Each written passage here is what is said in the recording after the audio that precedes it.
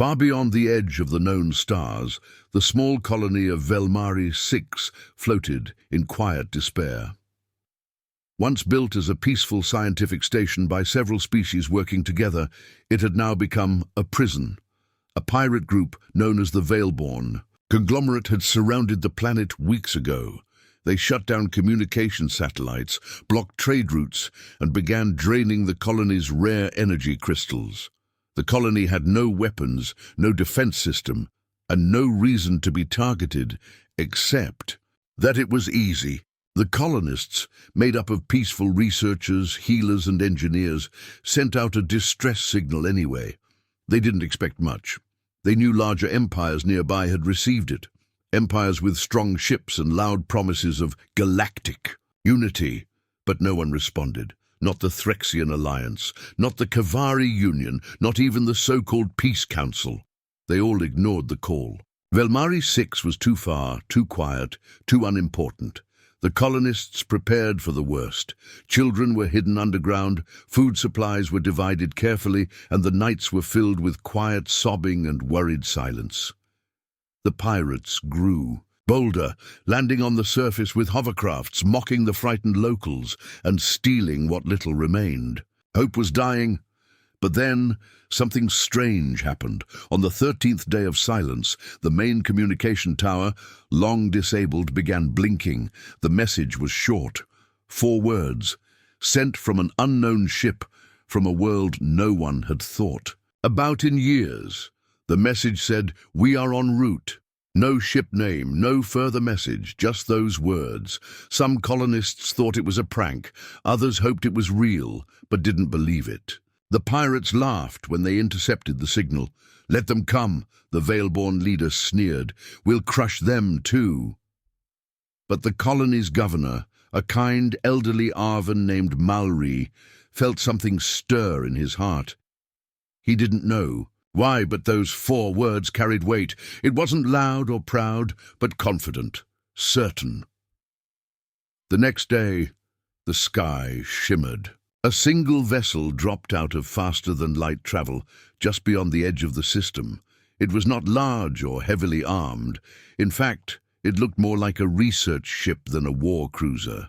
Long and sleek, with a white-gold exterior that shimmered like starlight. The pirates read its signature. It had one name, Aegis Dawn. The signal was traced back to a small blue planet known in ancient files as Earth, an isolated world with no empire, no alliance, and no territory beyond its own system. Just Earth. The pirates laughed again. "One ship? From Earth? Is this a joke?" But then the ship sent a signal. A calm, polite voice spoke in perfect galactic standard.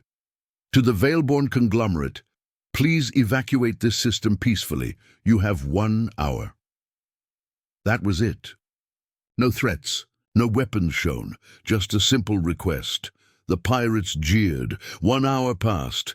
They sent 3 attack drones toward the Aegis Dawn as a warning, but the drones didn't reach it. Somewhere in mid-space they simply stopped. No explosion, no shield. Impact. They just froze and drifted away. Then one by one the pirate ships began losing power, not all at once, just a little at a time. A flicker in the engine, a blink in the command deck, a strange silence in the AI interface. It was as if the ship wasn't attacking them, but rewriting them. Then their external cameras turned by themselves and displayed the Aegis Dawn again. Still, a calm, still floating, still watching. Inside the ship, 6 humans stood calmly in a circular command room. There was no panic, no loud voices, just coordination. A young woman adjusted environmental balances for the colony below. A tall man translated old pirate codes and sent them back scrambled. One elderly human simply sat, eyes closed, whispering, something that caused a pirate AI to shut down entirely. And in the center stood a man called the Liaison. He wore a simple black suit, no armor, no medals. His face was calm, friendly. He turned to the others. "The Veilborn have 5 minutes left," he said softly. "Let's prepare tea for the governor." Back on Velmari 6, the pirates were in chaos. Their ships couldn't fly, their weapons wouldn't load. Even their escape routes were cut off, not by force, but by their own systems turning against them. The liaison's voice came again. "This is your final chance. We mean you no harm. But your time here is over." Some pirates surrendered. Others tried to resist and simply found their engines unresponsive. Finally, the Veil-born leader gave up. He stood on the surface of the colony and watched the Aegis Dawn land silently, without stirring a breeze. A small ramp extended. Out walked 6 humans. They did not carry weapons. They did not wear armor. But the Veil-born soldiers stepped back all the same. The liaison approached Governor Mallory and extended a hand. "I'm sorry we took so long," he said with a warm smile. "We're from Earth. We received your signal." Mallory blinked, his voice shaking. "No one else came." The liaison nodded. "We know. That's why we did." And with that, the humans began to help. Quietly, efficiently, with kindness and skill. The pirates were escorted to neutral ships and sent to peaceful rehabilitation stations. The colony's power returned, water flowed, fields reopened, children laughed again. And above it all, the Aegis Dawn hovered silently, like a guardian in the stars. In the galactic core, news spread. The humans had come not with war, but with something stronger, and though the stars were wide and cold, a new light had appeared, because someone had finally come, and they came from Earth. The Aegis Dawn floated above Velmari 6, like a star that had decided to rest, calm and unmoving, yet full of quiet power. The colony below watched in silence, eyes filled with hope and fear. No one knew what the humans would do next. The pirates, once proud and loud, now hid behind disabled systems, their ships powerless and drifting. Many still believed it was some trick, some illusion, but no one dared test it again. Inside the human vessel, 6 crew members moved like parts of a perfect machine. They spoke softly, each word clear and focused. The liaison stood at the center, watching a map of the planet. "Bring us down gently," he said, and the ship responded without a sound. As the Aegis Dawn descended, the ground lit up with a faint shimmer, as if the air itself welcomed the arrival.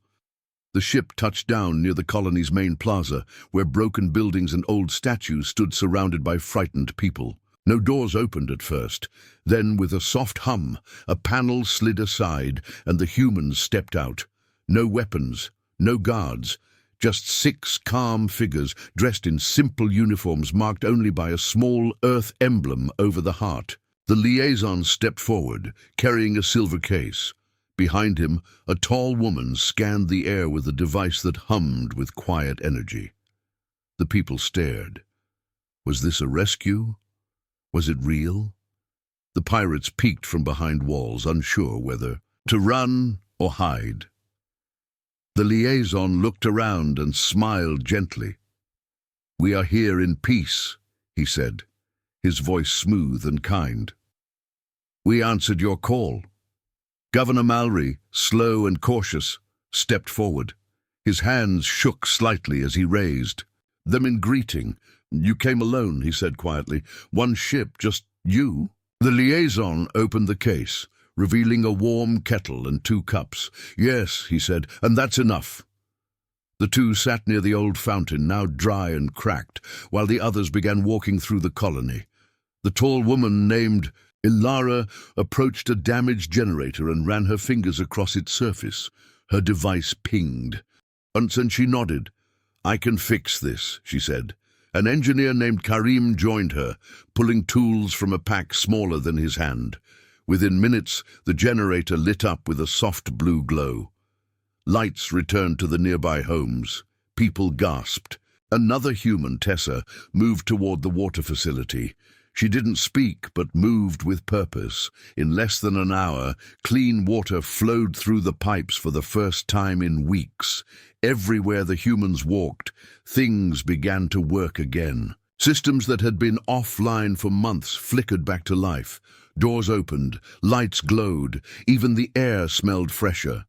The pirates, now fully cornered, tried one last desperate move.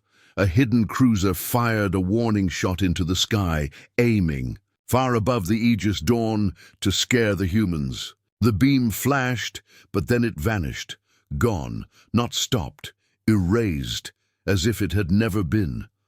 The pirate captain stared at his screen in confusion. "What did they do?" he whispered. "We didn't even see a shield." But there was no answer. His weapons no longer responded. His crew sat frozen, watching the human ship shimmer with silent confidence. The liaison stood and looked toward the pirate base. "Their systems are still trying to resist," he said. "Let's give them something to think about." Ilara stepped forward, typed a few commands, and all pirate ships, every one of them, suddenly shut down. Lights out, engines dead. Not damaged, just paused. A quiet voice came from the Aegis Dawn's comm system. "We are not here to destroy, but we will not let harm continue." The message played across all frequencies. The pirates, now truly powerless, began to leave their ships, hands raised. One by one, they walked toward the colony center, confused but unharmed. The humans didn't restrain them. Instead, they handed them blankets, warm food, and a simple card that read, "There is still another way." Suspicion turned into curiosity. A young pirate engineer asked to see how the humans fix the generator. Ilara invited him without hesitation. "It's not just about tools," she said. "It's about understanding." In the following days, the colony transformed. Not just in function, but in feeling. Fear faded. Lights stayed on. Children played again in the dusty streets, now cleaner than before. The humans didn't just repair. They taught. They explained. Every fix, every improvement, every tool. They didn't act like saviors. They acted like partners. The liaison met with former pirate leaders and asked them what they wanted to become. Most had no answer. "Then let us help you find one," he offered. A small school was set up in the old library, with human AIs teaching basic repair skills and peaceful problem-solving. Slowly, something new began to grow. Trust. And far above, orbiting quietly, the Aegis Dawn remained, a symbol not of power, but of possibility. In distant star systems, whispers began. A ship from Earth had turned back the Veilborn without firing a single shot. A forgotten colony had become a place of peace, no force, no war, just understanding, confidence, and purpose. Who were these humans? What did they want? And most of all, where would they go next? Suspense hung in the air like the last note of a song. Because everyone knew one thing now: the humans were here. And they were not what the galaxy expected.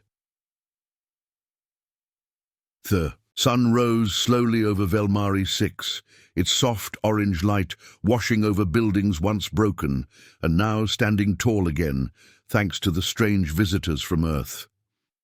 The colonists woke not to fear, but to something new, possibility. In the days following the humans' arrival, the quiet ship Aegis Dawn stayed parked near the colony, always calm, always watching, but never threatening. The 6 humans from Earth moved through the colony with purpose, kindness, and a strange calmness that made everyone around them feel safe. They never raised their voices, never gave orders, but things changed wherever they went. The generator that once groaned and sparked now hummed quietly, using half the energy and producing more power than ever. The colony's failing water system, long thought unsalvageable, now ran clean and cool, filtered by a human device no bigger than a book. But what the humans brought was more than technology. They brought ideas. They brought change. They called it the harmonic way. It was not a set of rules, but a way of thinking, cooperation, balance, shared growth. Tessa, the quiet one, worked with a group of former pirates who had once stolen food from the colony's stores. Now she taught them how to grow crops in vertical towers, powered by light-efficient panels. One pirate, a rough-faced man named Gaul, asked her, "Why are you helping us? We didn't help you." Tessa only smiled and replied, "We're not here because of what you did. We're here because of what you can do." That answer spread like wildfire. On the second floor of the main lab, Ilara introduced the colonists to adaptive shielding, technology that protected the buildings without weapons, using vibrations that deflected objects without damage. She showed them how to program it using simple tools, then left the devices in their hands. "You don't need us to protect you forever," she said.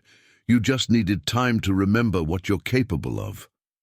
Karim, always cheerful, worked with young engineers, teaching them how to repair old bots using what he called flow learning, a method that taught machines to improve themselves without needing constant code updates. These bots began helping in the fields, cleaning homes, and even assisting with rebuilding. Children named them, painted their shells, and began calling them friends. One robot named Nilo became famous for humming human songs while watering plants. The pirates, who had once feared losing power, found a strange comfort in being seen, not judged, but seen as people who could still grow. Some left the planet, but many stayed. They joined classes, cleaned up their old camps, and helped repair what they had once broken. Even their ship parts were turned into useful tools: shelters, filters, storage units. The liaison met with the colony's leaders and suggested something unusual, that former pirates be invited to help write a new colony charter. Governor Mallory was unsure, but the liaison said, "You don't build unity by dividing the past. You build it by writing a future together." In the hills beyond the colony, a new structure began to rise. It was not a base or a tower, but an open hall, built with soft curves and solar glass walls that caught the light like water. It would be the new center of learning, where anyone, colonist or former pirate, could study, ask questions, and imagine. Suspense grew not from danger but from wonder. Every day brought something new, a translator stone that adjusted its language based on thought patterns, a healing pod that used sound waves to speed up cell recovery, a music device that could read a person's mood and play the melody they needed most. But it wasn't just the tools. It was the way the humans shared them. They didn't act like owners. They acted like guides. They gave the tools and stepped back, allowing others to learn, fail, try again. "It's not about what we bring," the liaison once said. "It's about what grows after we leave." One evening, as the stars blinked into the sky, a strange visitor arrived.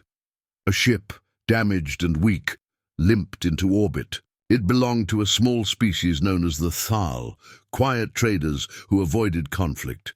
They had been attacked by another pirate group and had barely escaped.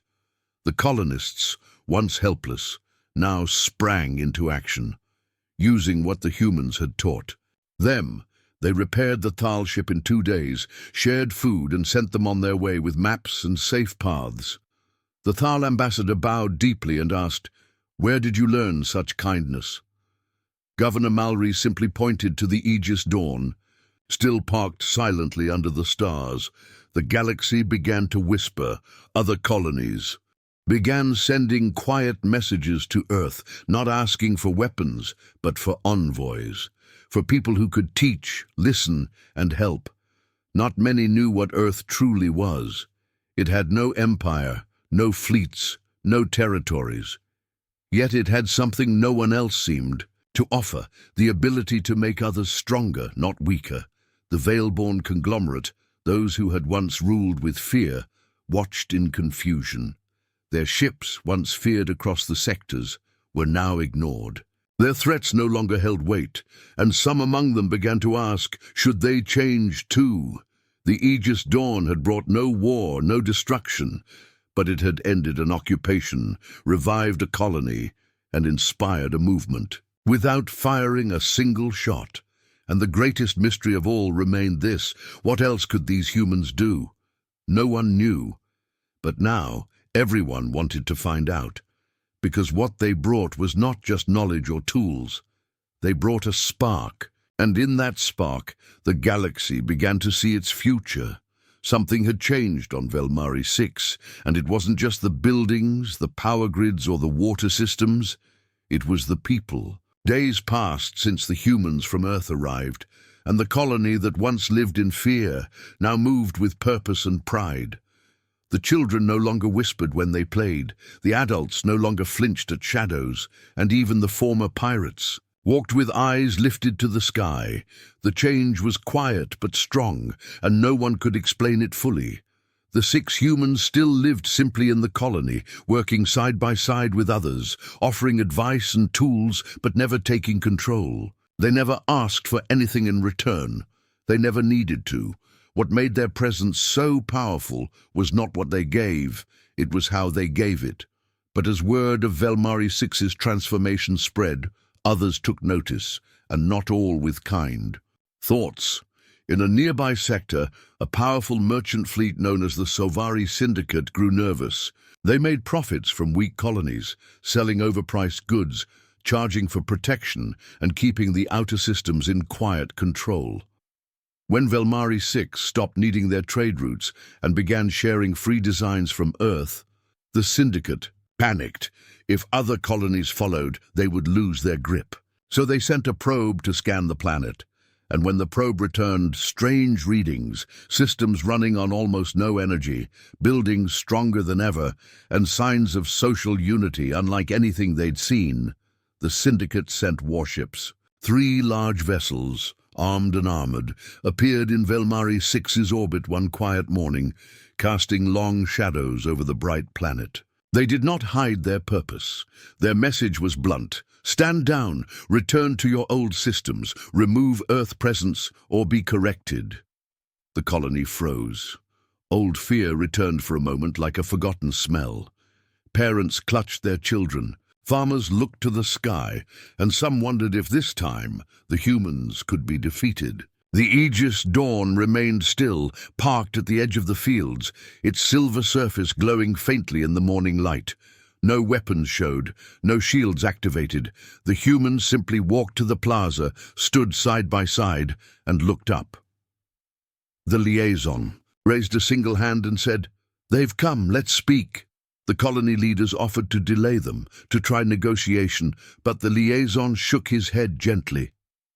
"They are not here to talk yet, but they will listen."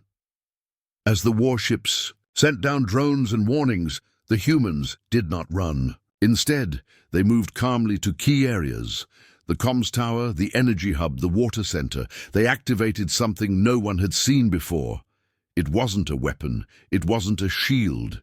It was a hum, a sound that passed through the air like a soft breeze. Barely there, but deeply felt. It resonated through metal, through stone, through bone. The people of Velmari 6 stood still, unsure what it was, but something inside them felt stronger, steadier. The liaison spoke again, his voice carried by the colony's speakers. "You are not alone. What stands here now is not just Earth. It is all who choose to build, not break."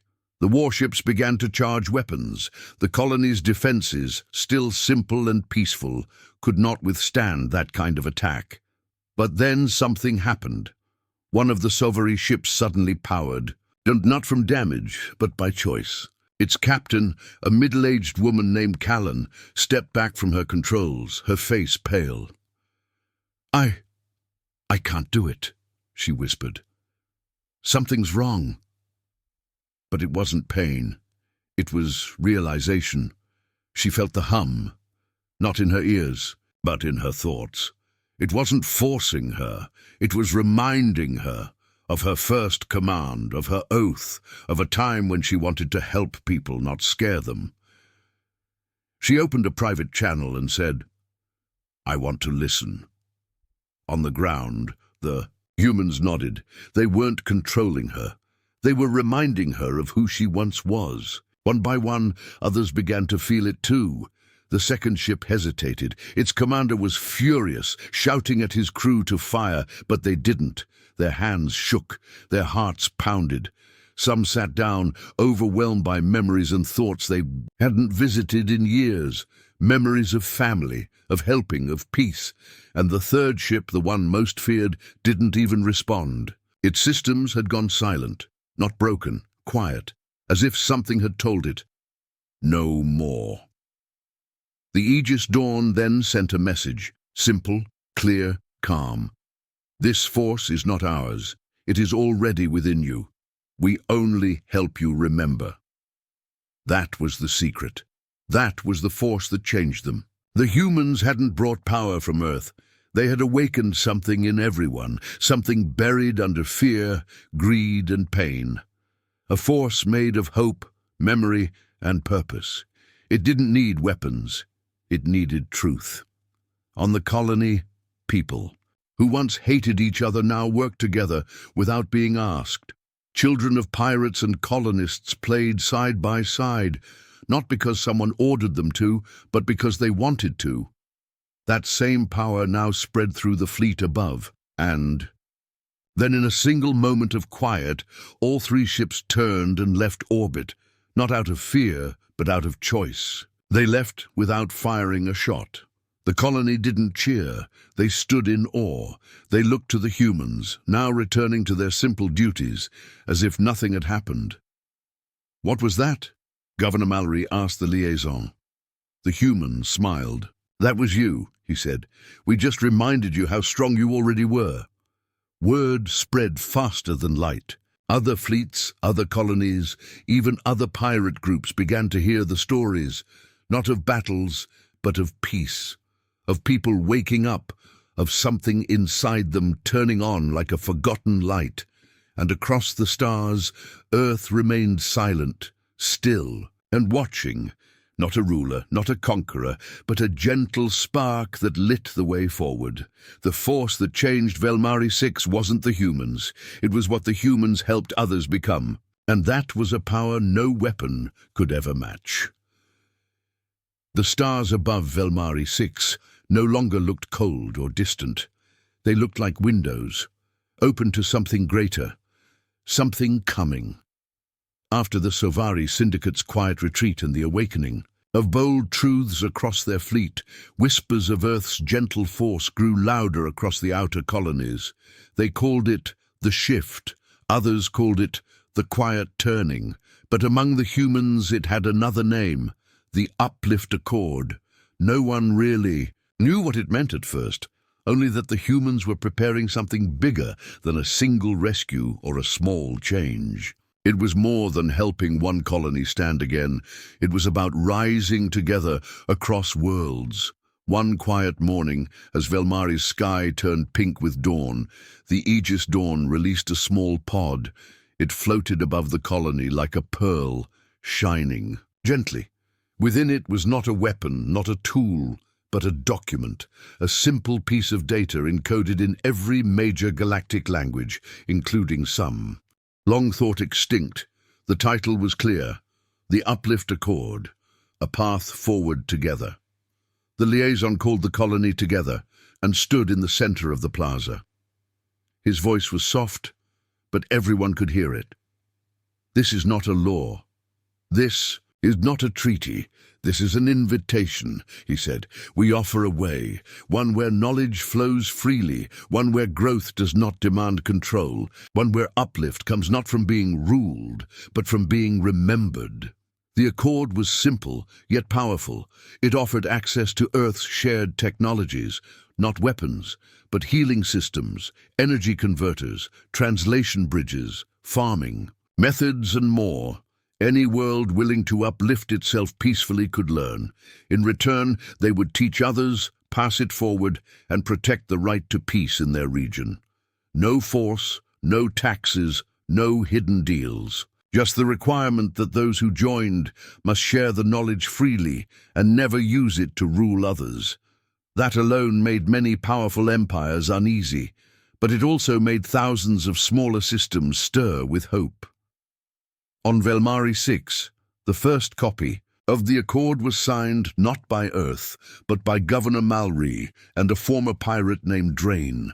Together, they placed their names on the digital surface, side by side. "We are not enemies," Mallory said. "We are builders. We rise together." The moment their names lit up, something unseen triggered across nearby systems. Small colonies received the accord instantly, as if the data had been waiting for a signal.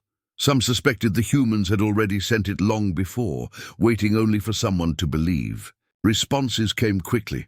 A desert world known for its brutal labor mines sent a message of interest. A floating city on a gas giant offered to translate the accord into music, their language of thought. Even an old Veil-born outpost, abandoned and broken, sent a strange signal, 3 pulses meaning watching, listening, ready. On the Aegis Dawn, the humans worked silently but quickly. New learning modules were prepared. Toolkits were printed using local materials.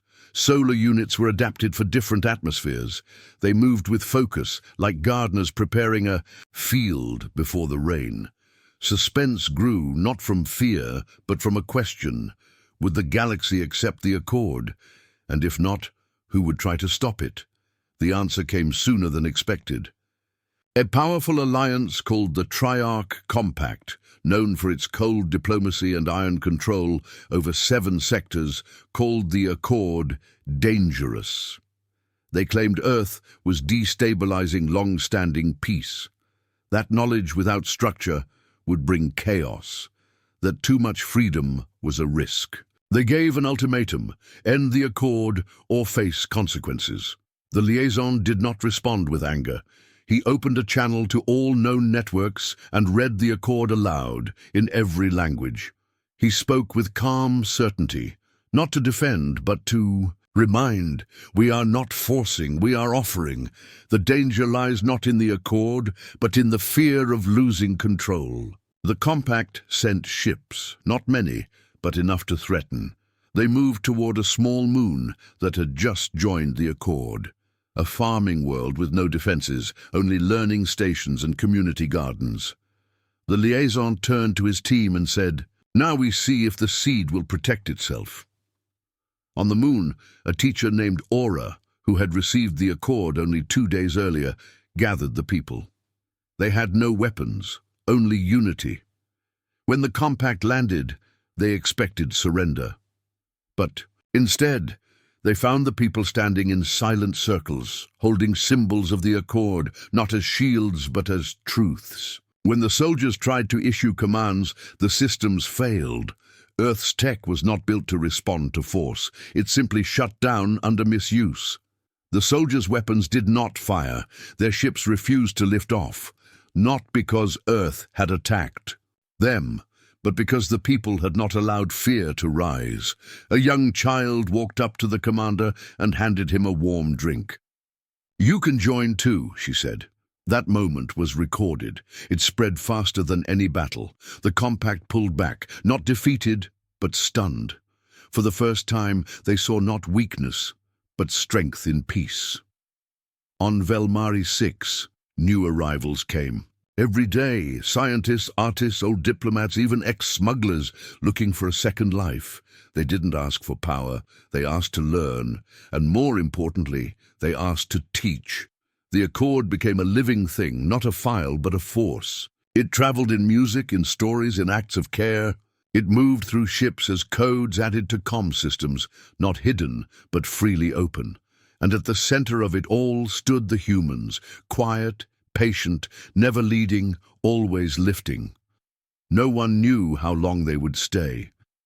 The liaison once said, "When the garden grows strong enough, the gardener moves on." But for now they remained, not as rulers, not even as guides, but as friends.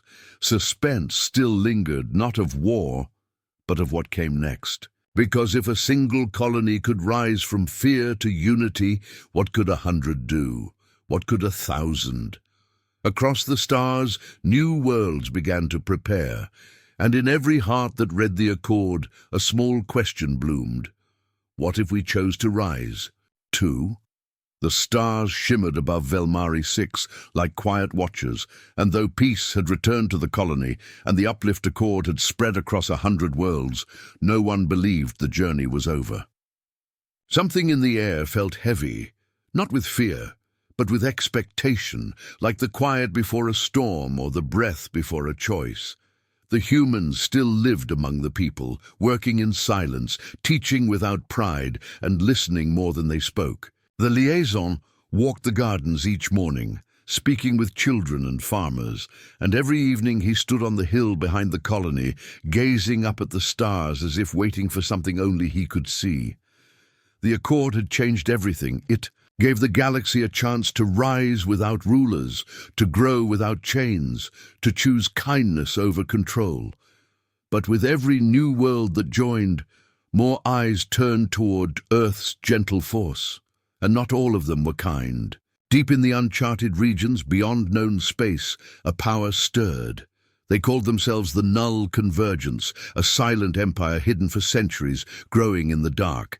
They did not want peace. They believed in silence, control, and order. Without voice, they had watched Earth's message spread, and they feared it not because it was loud, but because it was quiet. Quiet truth is harder to fight. So they sent something, not an army, but a signal, cold and sharp, aimed directly at Velmari 6. It came like a whisper, slipping through shields and systems, shutting down the weather grid, freezing the comm towers and dimming the lights of the colony. The fields went dark, the solar panels stopped, the air grew still. But no panic came. The people had changed. They gathered calmly in the plaza, lit small fires, and waited. The liaison stood among them and spoke only one sentence. They think. Silence will stop us. Then the sky opened. A black ship, smooth and silent, appeared above the colony. No light, no heat, just presence. It hovered without movement, watching. From within it came a voice, flat, emotionless. End the Accord. Remove your presence. Return to the dark. No threat, just command. The liaison stepped forward, raising his voice so all could hear. You fear what cannot be undone. You fear the awakening. You fear that peace may be stronger than power. The voice replied with a cold hum. You will surrender. And then a pulse of force struck the ground, enough to crack stone, enough to shatter weaker wills. Yet the people stood still. A child stepped forward, holding a glowing slate with the Accord symbol, and whispered, We will not forget. The black ship responded with silence. Then, from the Aegis dawn, something bright rose, not a weapon, but a beacon, made of shared voices, stories, and signs from every world that had joined the Accord. It pulsed with memory, not command. And, across the stars, others, and heard it. From the desert moons of Nareen to the water cities of Elithra, from the floating gardens of Varn to the broken tunnels of old Drax, ships began to move. Small ones, old ones, fast ones. They did not come with guns. They came with messages, with unity, with will. They lit their ships with the Accord's symbol and flew toward Velmari 6. The Null Convergence watched, unsure. Their power was great, but their fear was greater. How could they silence something that came from within the hearts of so many? Above the colony, the black ship prepared a second strike, this one stronger, final. But before it could begin, something shifted. A new presence entered orbit. A second Earth vessel, larger than the Aegis Dawn, but just as quiet, appeared beside the enemy ship. It did not open fire, it simply opened its doors. And from it, a voice unlike any other spoke. A woman, calm and firm. You do not understand, ye humans. We do not stop. When the cry comes, we answer. When the darkness rises, we shine brighter. We are not here to rule, we are here to stand. And when one of us stands, the others come. The black ship trembled. Its systems flickered. It tried to block the incoming signals, but the messages passed through. Not as attacks, but as waves of memory. Laughter, music, hope, courage, kindness, the one thing they could not erase. On the ground, the people began to hum, not in fear, but in unity. a quiet song that carried through the air like wind over water. The liaison raised his hand, and the sky answered. The black ship, unable to stop the rising wave of shared thought and living will, turned and vanished into the void, not defeated by force, but driven off by something deeper, resistance born of connection. The stars returned to their shimmer. The lights came back. The colony exhaled. No one cheered. Instead, they stood still, feeling the quiet weight of what they had done together. In that silence, the liaison spoke once more. They will come again. Others will come. Not just those who fear, but those who seek. And we will be ready, not with war, with welcome. In the following days, more ships arrived, not enemies, but allies. Worlds that had once doubted now believed. And though Earth remained far and quiet, its people had never been louder. They had started something that could not be stopped, something that could not be broken, because the truth was clear now. When hope is passed from one to another, it becomes a chain no darkness can cut. When one voice stands, others follow. And when a colony cries for help, not with panic but with purpose, Earth will always come. Not as conquerors, not as saviors, but as reminders of what we all can become. And so the uplift accord grew, not as a rule, but as a rhythm, a beat in the heart of every world that chose to rise. And though the stars still held shadows, the people of Velmari 6 knew this truth as the sun rose once again. We are not alone, we never were. And when we call, they will always come.